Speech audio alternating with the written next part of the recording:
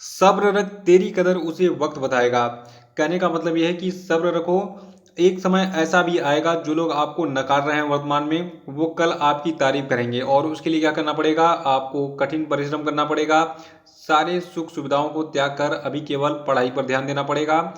अगर आप सफल व्यक्ति बन जाते हैं, सरकारी नौकरी मिल जाती है, तो उसके बाद देखिएगा जो लोग आपकी आलोचना कर रहे थे वही कल आपकी तारीफ करेंगे, यार ये तो बहुत अच्छा लड़का है, मुझे पहले से ही पता था आगे चलकर ये एक सफल व्यक्ति बनेगा। तो ऐसा होता है पूरी दुनिया में, बहुत सारे लोग इसको फेस भी कर रहे होंगे।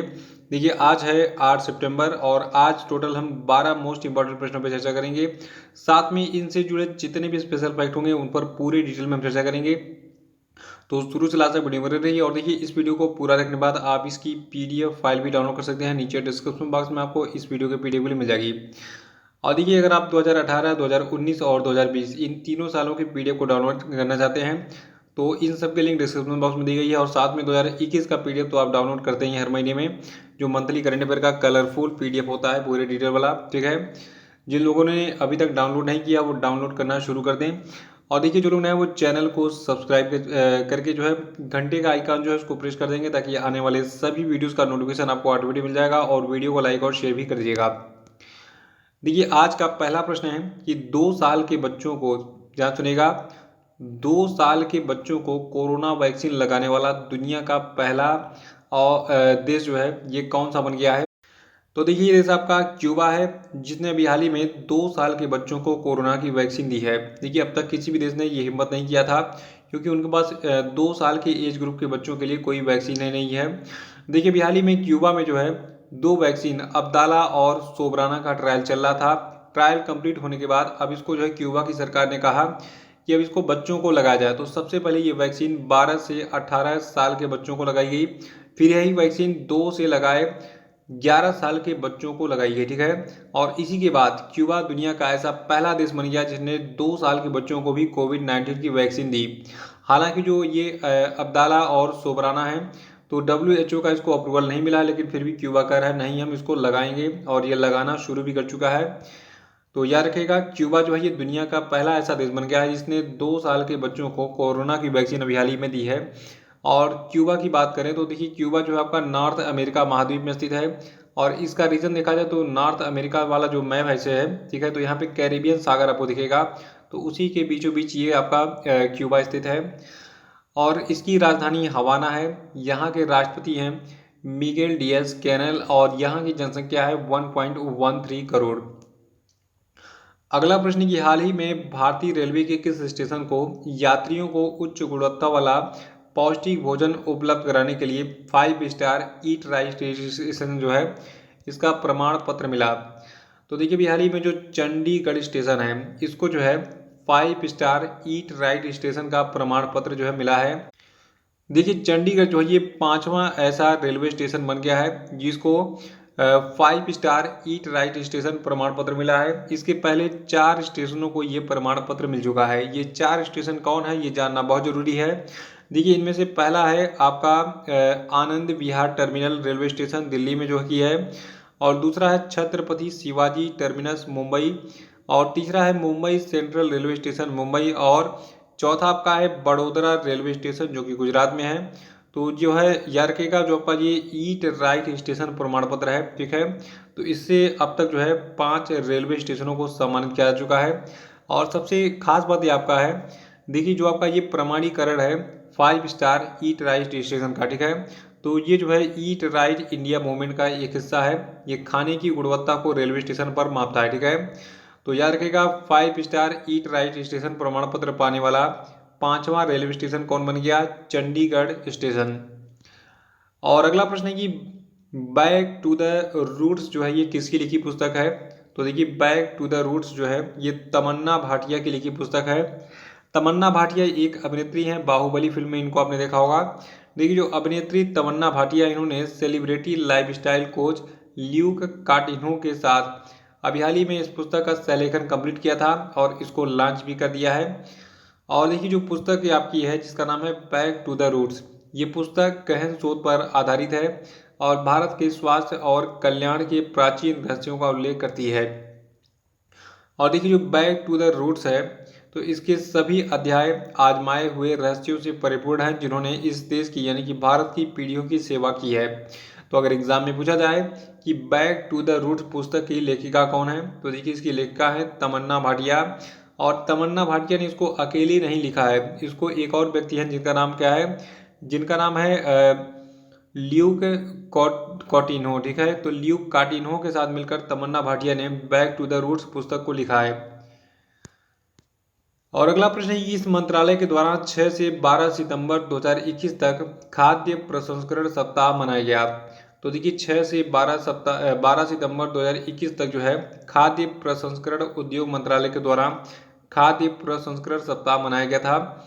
आपको बता दूं, भारत की आज़ादी के 75 साल पूरे होने के उपलक्ष्य में भारत सरकार आज़ादी का अमृत महोत्सव मना रही है। और इसी उत्सव के एक भाग के रूप में जो भारत का केंद्रीय खाद्य प्रसंस्करण उद्योग मंत्रालय है, इसने 6 से 12 सितंबर 2021 तक खाद्य प्रसंस्करण सप्ताह मनाने का निर्णय लिया और मना भी रही है। देखिए जो आपका ये खाद्य प्रसंस्करण उद्योग मंत्रालय है, तो इसमें जो केंद्रीय खाद्य प्रसंस्करण उद्योग मंत्री हैं, का नाम है पशुपति कुमार पारस। और इसमें जो खाद्य प्रसंस्करण उद्योग राज्य मंत्री का नाम है प्रहलाद सिंह पटेल। तो इन दोनों का नाम याद रखिएगा। और अगला प्रश्न कि international day of clean air for blue sky किस तिथि को मनाया गया। देखिए बहुत ही यूनिक नाम लग रहा है, international day of clean air for blue skies. ठीक है, तो ये तिथि आपकी है, ये मनाया गया है ये आपका 7 सितंबर को। और देखिए 2021 का जो international day of clean air for blue sky था, इसकी थीम है हेल्दी एयर हेल्दी प्लैनेट, यानी कि स्वस्थ वायु स्वस्थ ग्रह, जो कि वायु प्रदूषण के स्वास्थ्य पहलुओं पर जोर देती है। और आपको बता दूं, जो आपका ये दिवस है international day of clean air for blue skies, ये संयुक्त राष्ट्र के द्वारा मान्यता प्राप्त दिवस है, जिसका उद्देश्य सभी स्तरों व्यक्तिगत, समुदाय, कॉरपोरेट और सरकार पर जन जागरूकता बढ़ाना है। और इसकी स्वच्छ हवा, स्वास्थ्य, उत्पादकता, अर्थव्यवस्था और पर्यावरण के लिए महत्वपूर्ण है। और छठवां प्रश्न है कि ड्यूरेंट कप का 130वां संस्करण किस शहर के विवेकानंद युवा भारती क्रीड़ांगण में आयोजित किया गया। देखिए सबसे पहला प्रश्न तो एग्जाम में यही पूछा जाता है कि ड्यूरेंट कप किससे संबंधित है। तो देखिए ड्यूरेंट कप जो है ये आपका फुटबॉल से संबंधित है, याद रखिएगा। और जो ड्यूरेंट कप का 130वां संस्करण है, ये कोलकाता शहर में खेला गया, कोलकाता के विवेकानंद युवा भारती क्रीड़ांगण में।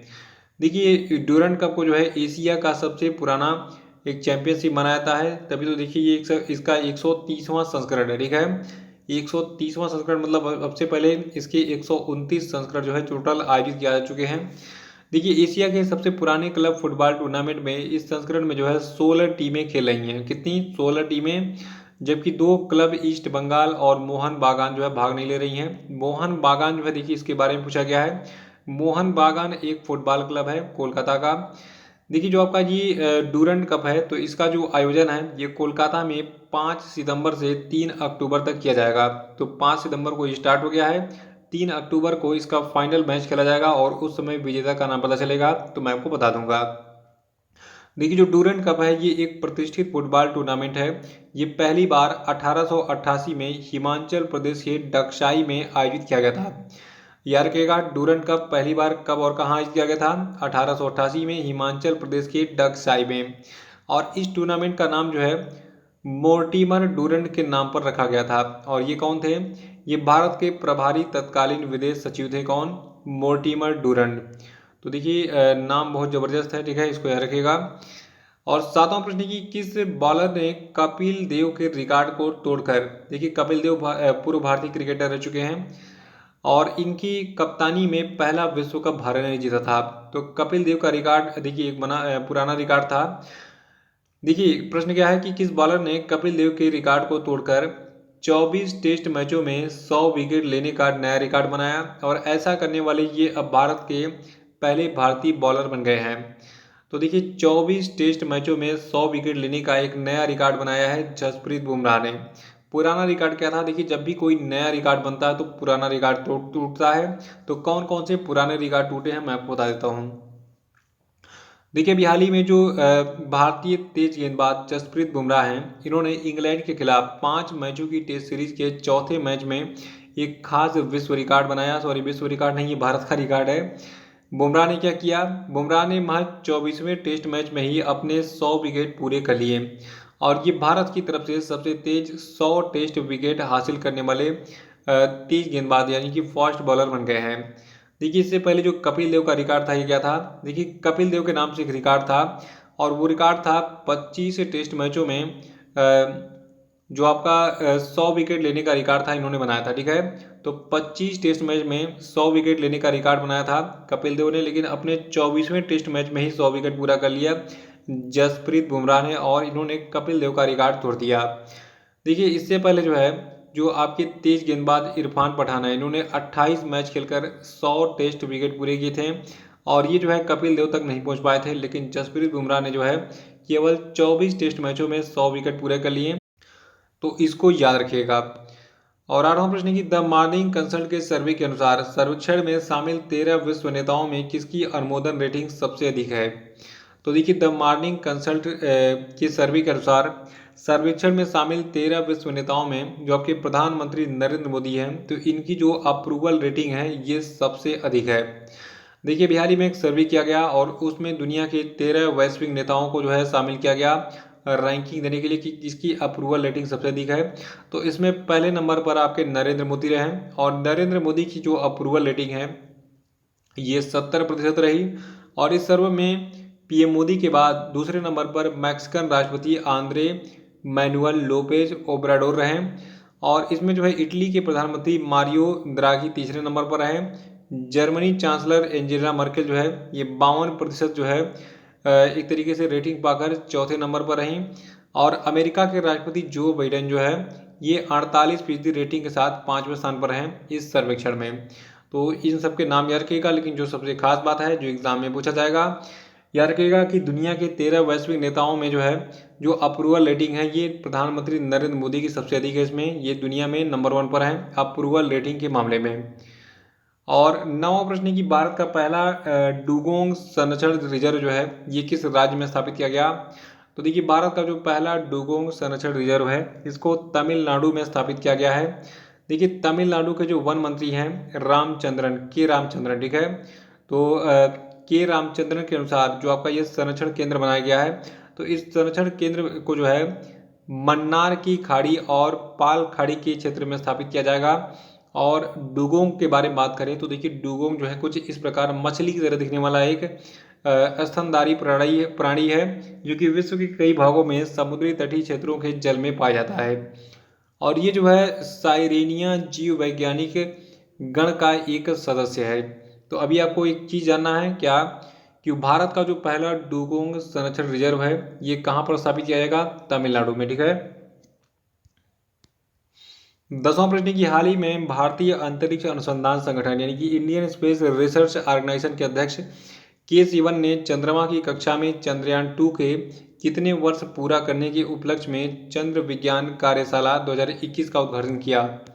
तो देखिए अभी हाल ही में जो इसरो है इसने कहा है कि देखो चंद्रयान को 2 साल पूरे हो गए हैं और इसको हम सेलिब्रेट करेंगे और इसके उपलक्ष्य में इसने जो है चंद्र विज्ञान कार्यशाला 2021 का उद्घाटन किया था हाल ही में।